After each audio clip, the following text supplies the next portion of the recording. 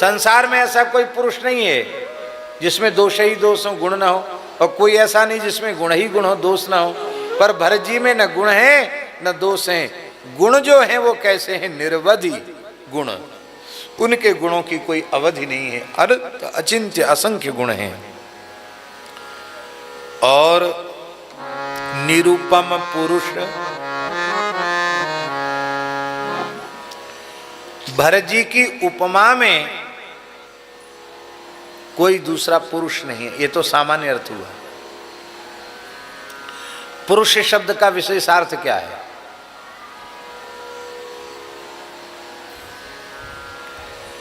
पुरुष शब्द का अर्थ, जैसे पुरुष सूक्त है तो पुरुष सूक्त माने क्या? मनुष्य सूक्त अर्थ है। पुरुष माने परमात्मा, तो पुरुष शब्द का परमात्मा अर्थ कैसे होगा? इस नवद्वारों की जो पुरी है, उस पुरी में जो अंतर्यामी रूप से शयन करते हैं, उन भगवान का नाम है पुरुष। इसलिए पुरुष शब्द परमात्मा का वाचक है।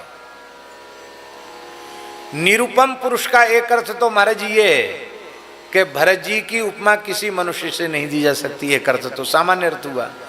दूसरा अर्थ है कि पुरुष शब्द का परमात्मा, यद्यपि परमात्मा भी निरुपम है, पर भरत जी की उपमा तो परमात्मा से भी नहीं दी जा सकती है कि भरत जी के जैसे भगवान है।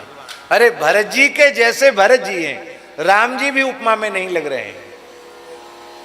राम जी पुरुष हैं, पर भरत जी पुरुष, निरुपम पुरुष। भरत भरत समजान, भरत जी के जैसे भरत जी ही हैं।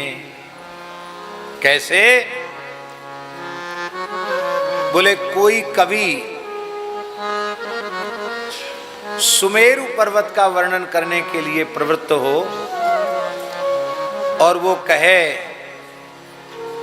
कि इतने शेर वजन का सुमेरु होता है, तो क्या यह सुमेरु का प्रतिपादन हुआ? क्या यह सुमेरु का निरूपण हुआ? नहीं हुआ। यहां इतने शेर नहीं, एक शेर बता रहे हैं, एक शेर बराबर है सुमेरु, ऐसा कहना, वह ऐसा कहने में तो कवियों की बुद्धि सकुचा जाएगी। कवि माने विवेक संपन्न व्यक्ति ऐसी मूर्खतापूर्ण बात नहीं कर सकता कि सुमेरु एक शेर के बराबर है, ऐसा नहीं कह सकता। जैसे सुमेरु की तुलना भी सुमेरु है, ऐसे भरत जी की तुलना भरत जी से है। आहा, तब श्री सुनैना जी ने कहा कि चलो ठीक है, अब भरत जी की महिमा कोई मनुष्य तो गा नहीं पाएगा, क्योंकि आपने तो बिल्कुल ऐसी बात कह दी कि उनकी गुणों की भी कोई अवधि नहीं है, उनकी उपमा में भगवान भी कहीं नहीं लगते हैं, परमात्मा भी उनकी उपमा में टिक नहीं सकता, ऐसे भरत जी हैं। तो चलो हम मनुष्य से उनकी महिमा सुनेंगे ही नहीं, हम वेदों से प्रार्थना करेंगे कि आपकी बहुत बड़ी सामर्थ्य है गायन की, निरूपण की, आप ही करें। कहते हैं कि वेद भी श्री भरत जी के गुणों का वर्णन करने में समर्थ नहीं है। अरे जब भगवान के ही गुण वेद नहीं गा पाते हैं, नेति न इति कह करके प्रतिपादन करते हैं, तो जिन भरत जी के प्रेम पर श्री रघुनाथ जी न्योछावर हो गए, उन भरत जी का गुण भला निगम कैसे गाएंगे? इसलिए निगम के लिए भी अगम है भरत जी का चरित्र। कहते हैं महाराज, तब किसके लिए भरत जी के महिमा का वर्णन करना सुगम है?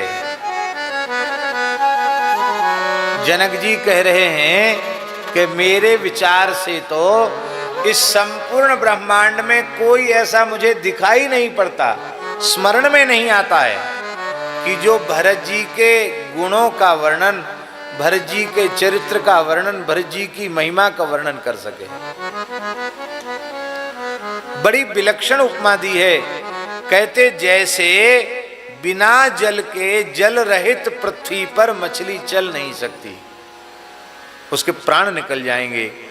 जैसे जल रहित पृथ्वी पर मछली का चलना असंभव है, ऐसे ही भरत जी की महिमा का वर्णन सभी के लिए संभव है।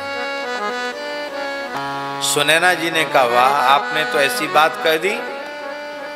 भरत जी की महिमा सुना करके श्रवणेच्छा भी जागृत कर दी, भरत जी के तत्व को जानने की जिज्ञासा भी उत्पन्न कर दी, और उसके उत्तर में आपने कह दिया कि इस जिज्ञासा को शांत करने की सामर्थ्य किसी की नहीं है।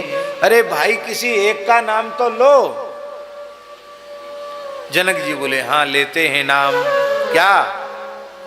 बोले वेद में लिखा है भगवान के लिए, यह सर्वज्ञ सर्ववित्। भगवान सर्वज्ञ हैं और सर्ववित् हैं।